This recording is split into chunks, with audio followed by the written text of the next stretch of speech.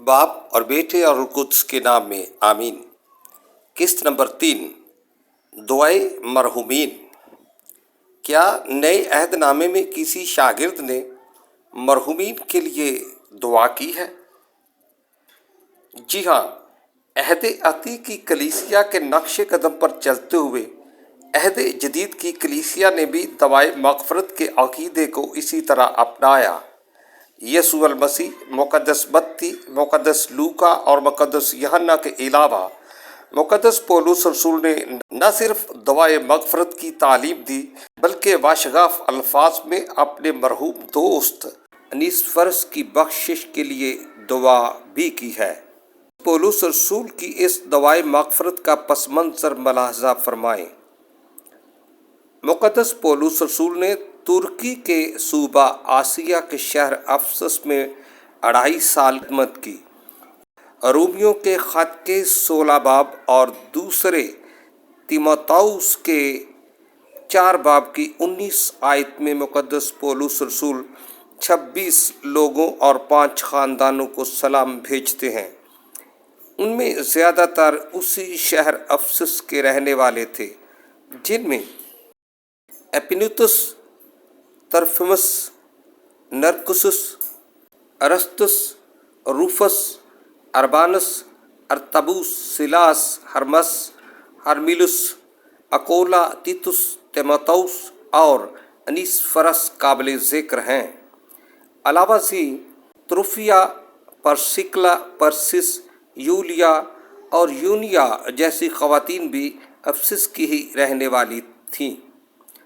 تیموتھوس کے دوسرے خط کے پہلے باب کی 15 آیت میں فوگلس اور ہرموگینس اور انیسفرس کا ذکر ہے، جبکہ 4 باب کی 19 آیت میں اکولا اور پرسکلا، ارستس، ترفمس اور انیسفرس کے بارے مدرج ہے۔ سن 67 میں مقدس پولس رسول روم میں قید تھے اور وہاں سے افسس کے خادم تیموتھوس کو دوسرا جبکہ اپنی زندگی کا آخری خط لکھتے ہیں۔ خط میں لکھتے ہیں کہ فوگلس اور ہرموگینس نے ہمارا ساتھ چھوڑ دیا ہے۔ پھر لکھتے ہیں ارستس کرنتھس میں خادم ہے۔ پھر تیموتھوس کو سردیوں سے پہلے قید میں ملاقات کے لیے آنے کا پیغام دیتے ہیں۔ اکولا اور اس کی بیوی پرسکلا کو میرا سلام۔ انیسفرس کے خاندان کو میرا سلام، جبکہ انیسفرس کے لیے دعائے مغفرت کرتے ہیں کہ خداوند اسے یہ بخشے کہ اس دن اس پر خدا کا رحم ہو۔ اس دعا سے بخوبی علم ہوتا ہے کہ انیسفرس وفات پا چکا تھا، اس لیے مقدس پولس رسول اس کے لیے یہ دعا کرتے ہیں، جبکہ انیسفرس کے باقی خاندان کو اور اکولا اور پرسکلا کے خاندان کو سلام بھیجتے ہیں۔ ایسی دعا اس جہان والوں کے لیے نہیں، اگلے جہان والوں کے لیے کی جاتی ہے کہ خداوند اسے یہ بخشے کہ اس دن اس پر خدا کا رحم ہو۔ دراصل یہ دعا مرحوم انیسفرس کے لیے کی گئی ہے۔ پہلے باب کی 16 آیت میں مقدس پولس رسول انیسفرس مرحوم کے لیے نہیں بلکہ اس کا خاندان کے لیے، اور چوتھے باب کی 19 آیت میں اکولا کے خاندان کے ساتھ ساتھ انیسفرس مرحوم کے خاندان کو بھی سلام بھیجتے ہیں۔ گویا مقدس پولس رسول انیسفرس مرحوم کے لواحقین کو اس جہان میں رحم کی دعا دیتے ہیں اور سلام بھی بھیجتے ہیں، جبکہ انیسفرس مرحوم کو دنیاوی سلام و دعا کی بجائے اگلے جہان میں عدالت کے دن آرام میں رہنے کے لیے خدا سے رحم کی دعا کرتے ہیں۔ چونکہ وہ وفات پا چکا تھا، اس لیے اس کے لیے دنیاوی برکات و سلام واجب نہیں تھا، لہٰذا مقدس پولس رسول انیسفرس کے لیے دعائے مغفرت کرتے ہیں۔ مقدس پولس رسول تیموتھوس کے نام دوسرے خط کے پہلے باب کی 18 آیت میں جو دعا کرتے ہیں، پروٹسٹنٹ اردو ترجمہ میں یوں لکھی ہوئی ہے کہ خداوند اسے یہ بخشے کہ اس دن اس پر خداوند کا رحم ہو، اور کیتھولک اردو ترجمہ میں بھی اسی طرح ہی لکھا ہے کہ خداوند اسے یہ بخشے کہ اس دن خداوند کا رحم اس پر ہو۔ انڈین اردو ترجمہ میں مقدس پولس رسول کی دعائے مغفرت کی مزید وضاحت ملتی ہے۔ لکھا ہے، میری دعا ہے کہ خداوند اپنی رحمت انیسفرس کو دے، اس لیے کہ وہ اس دن کی خداوند کی مہربانی کو تلاش کر رہا تھا۔ اس سے پتہ چلتا ہے کہ وہ اس جہان میں نہیں تھا بلکہ وفات پا چکا تھا۔ اگر انیسفرس زندہ ہوتا تو تلاش کر رہا تھا کی بجائے تلاش کر رہا ہے ہوتا۔ مقدس پولس رسول کی اس دعا میں اس دن سے مراد عدالت کا دن ہے۔ The New Testament modern Urdu and Arabic ترجمہ میں یوں ہے، اللہ عدالت کے دن اس پر رحم کرے۔ اس عدالت کے دن سے مراد بڑی عدالت نہیں ہے۔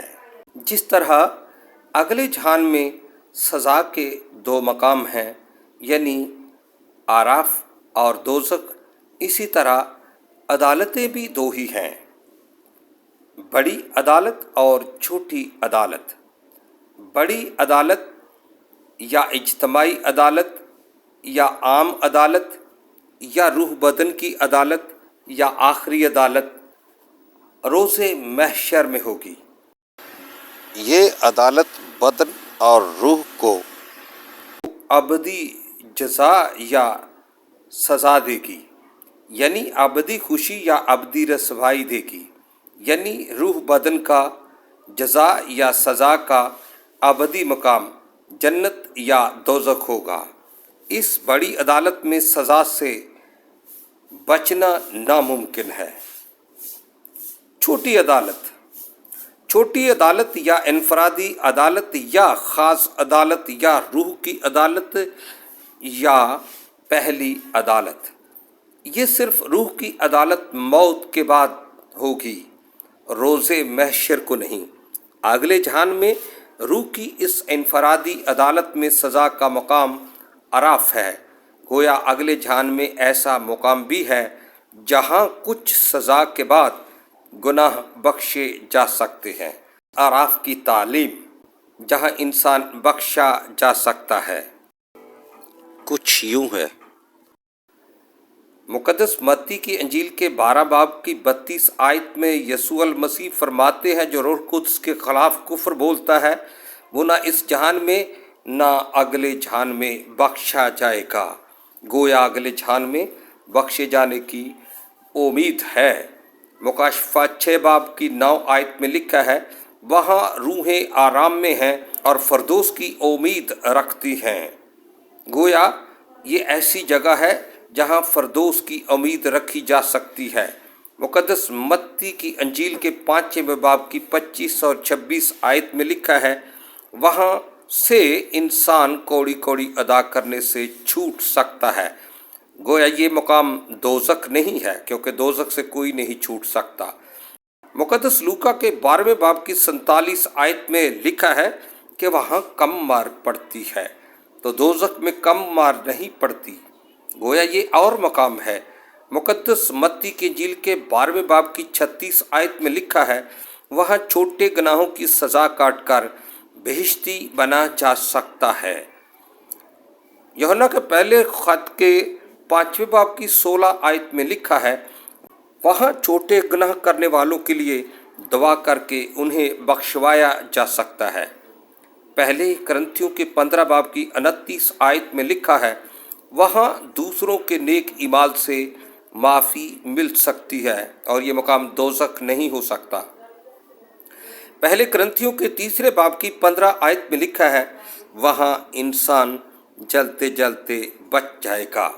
مکابین کی دوسری کتاب کے 12ویں باب میں جو واقعہ بیان ہے، وہاں روحوں کی بخشش کے لیے دعا اور قربانی کا انتظام اسی لیے کیا گیا تھا۔ اور دوسرے تیموتھیوس کے پہلے باب کی 18 آیت میں لکھا ہے، مقدس پولس نے اپنے دوست انیسفرس کی بخشش کے لیے دعا کی۔